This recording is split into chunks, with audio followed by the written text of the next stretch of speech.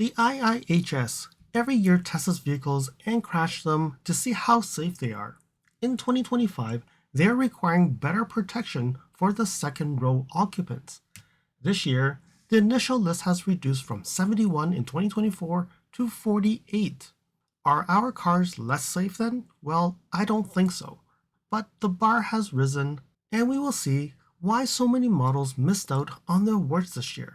Let's get to it.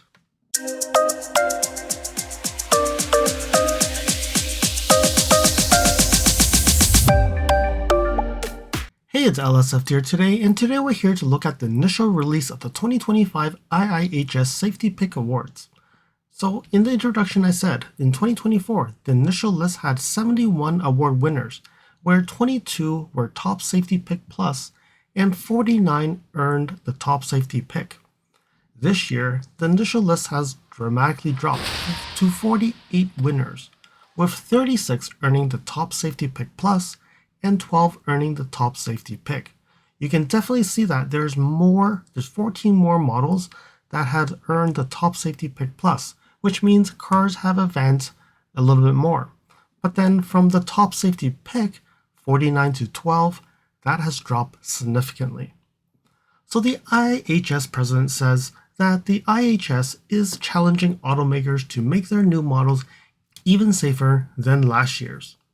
Every vehicle that earns a 2025 award offers a high level of safety in both the front seats and the second row. In the moderate overlap front test, it adds a second dummy seated behind the driver and emphasizes the back seat safety. In 2024, an acceptable or a good rating in the updated test was required to get the Top Safety Pick Plus. However, if you actually got a good rating in the original test, you would also get the Top Safety Pick award. So that's why probably we had so many Top Safety Pick awards last year. This year, you must earn an acceptable rating in the updated test to qualify for the Top Safety Pick, and you need to get a good rating to get the top award, the Top Safety Pick Plus. One thing they did note that SUVs actually represent a large percentage of the new models that are sold and also getting the awards. 8 small SUVs, 9 mid-size SUVs, 8 mid-size luxury SUVs, and 3 large SUVs, combining 28 of the 36 are SUVs getting the Top Safety Pick Plus award. In the Top Safety Pick, 8 of the 12 are SUVs. One important thing is that they said that there's no mini cars, no large cars, there's no minivans or small pickups got any award. There are 2 large pickups that actually did get an award, and what they're concerned about is that minivans and extended cab or crew cab pickups are used to move people. They're family haulers, and none of them have actually got the award. So I think that is one focus they want to give to the automakers. They have to work better on the second row.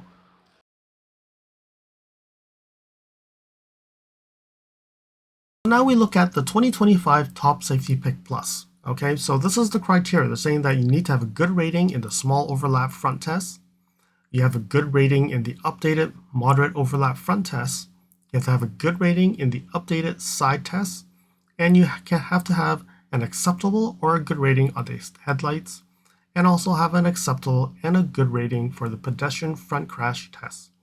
So we have the full list here. So you can see that the small cars, we do have the Honda Civic hatchback, the Mazda 3 hatchback, and the Mazda 3 sedan. So Mazda's doing quite well here. We have in the mid-size car, we have the Honda Accord, the Hyundai Ioniq 6. We also have the Toyota Camry. So this is the new Camry. The mid-size luxury car, we have the Mercedes-Benz C-Class, and that's it. So that's all the cars that we have, the sedans, hatchbacks, and all that. Then moving over to the small SUVs, we have the Genesis GV60, we have the Honda HR-V, we have the Hyundai Ioniq 5, the Kona, and the Tucson. So 3 Hyundais here. Mazda CX-30 and the CX-50. So there's 2 Mazdas as well. We have the Subaru Solterra getting the small SUV as well. But then how come we don't see the BZ4X? Going into a bigger segment, the midsize SUV, we have the Ford Mustang Mach-E, the electric car. We have the Hyundai Santa Fe, that which is built after November 2024, which means that they've made improvements in the Santa Fe after that, and that's why they got the Safety Pick Plus. If not, they probably would have just not got the Plus. We have the Kia EV9, we have the Kia Telluride, and then we have 4 Mazdas, the CX-70, the CX-70 plug-in hybrid, we have the CX-90, and the 90 plug-in hybrid. We also have a Nissan Pathfinder. Then going over to the mid-sized luxury SUV, we have the BMW X5, we have the Genesis electrified GV70, we also have the GV70, the gas, and that is only after April 2024, which means there were an update made it. Then we have the Genesis GV80, so 3 Genesis here. We have the Lincoln Nautilus, and then we have the Mercedes-Benz GLC and the Mercedes-Benz GLE class with the optional front crash prevention. We have the Volvo XC90, which is built before December 2024, so meaning January 2025, you're not going to get the top safety pick plus. I don't know. We need to look at that a little bit more. Then we move over to large SUVs with the Audi Q7, the Infiniti QX80, the Rivian R1S, which is built after August 2024. And then last but not least, we have one pickup, and that is the Toyota Tundra Crew Cab. So one thing you would see here, Lexus did not get a single 2025 top safety pick plus. There could be 2 reasons. One is they haven't tested the other vehicles yet, and that's why it's not on the list, or they have tested and they did not meet it.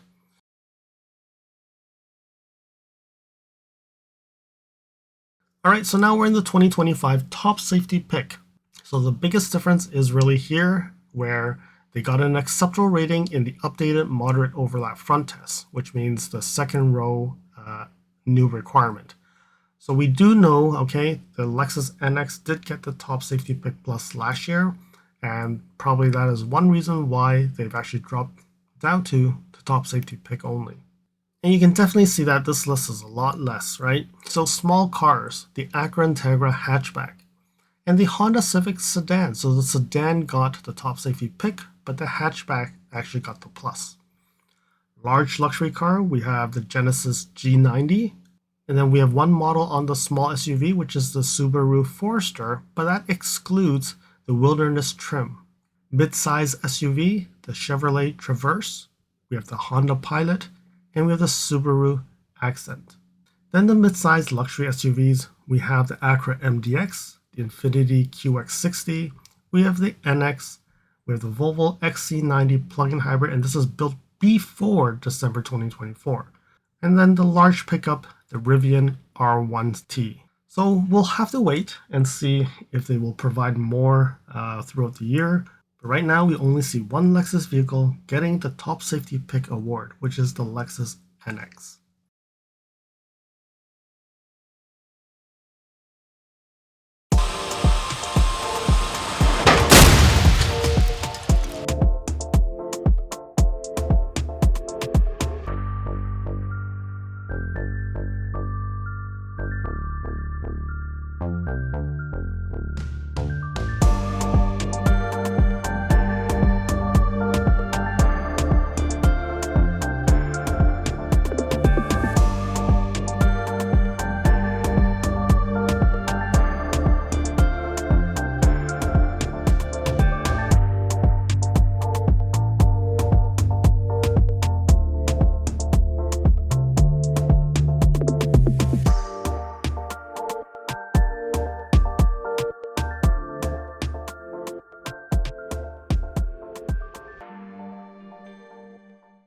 The Lexus NX has been out since 2015, and every year it's got one of the top safety pick plus or the top safety pick. You can see here the first generation 2015 it got the top safety pick plus, and also up to 2017. The first generation mid-cycle refresh 2018, the first time they actually only got the top safety pick. Don't know if there was a change in the rules like how it was in 2025, but that's probably the reason why. 2019 to 2021, the first generation refresh, also got Top Safety Pick Plus. Now 2022, the second generation, the first 3 years, it got the Top Safety Pick Plus as well.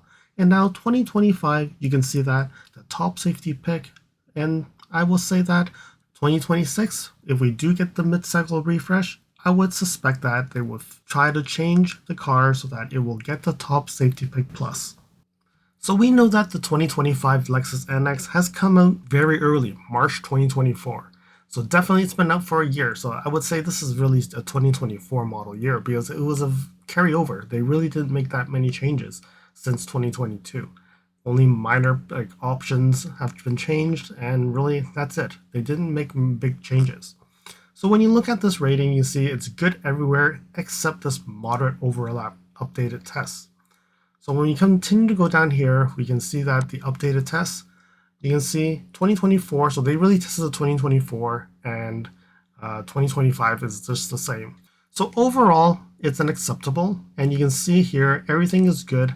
You can see the rear passenger injury measurements are all good, except really the rear passenger restraints and dummy kinematics, which was marginal. So the biggest concern I see here is the rear passenger dummy lap belt moved from the ideal position to the adamant, increasing the risk of abdominal injuries. So I think this is the biggest piece that I see that we're having concerns about. And that's probably one reason why it's in a marginal state. So if you're an empty nester, this probably would not be a big problem, but definitely we can see that that is one issue that causes the Lexus NX not getting the Top Safety Pick Plus. And one thing to keep in mind, they're saying that these ratings do not apply to the NX plug-in hybrid, which means that they have to test the plug-in hybrid to see where does that land. So this is purely the gas and probably the hybrid. So we checked the 2025 Lexus NX plug-in hybrid. You can see that it did not get anything in relationship to the new test, so meaning they haven't tested that yet. But you can see that 2024, it only got the Top Safety Pick. So meaning it's not as safe as the regular NX. But again, because they haven't tested this since 2022, I think that they probably need to make another test so that we can see that where will this vehicle land. At this point, we do not know because this is a test in 2022. I hope that you found that this video was informative, and until next video, drive safely. Thank you for watching. If you liked this video, please comment, like, share this video, and if you want to see more videos like this, you can subscribe to my channel and press that bell icon to get notified when new videos are posted. And if you'd like to support this channel, you can provide me a super thanks. And until next time, cheers.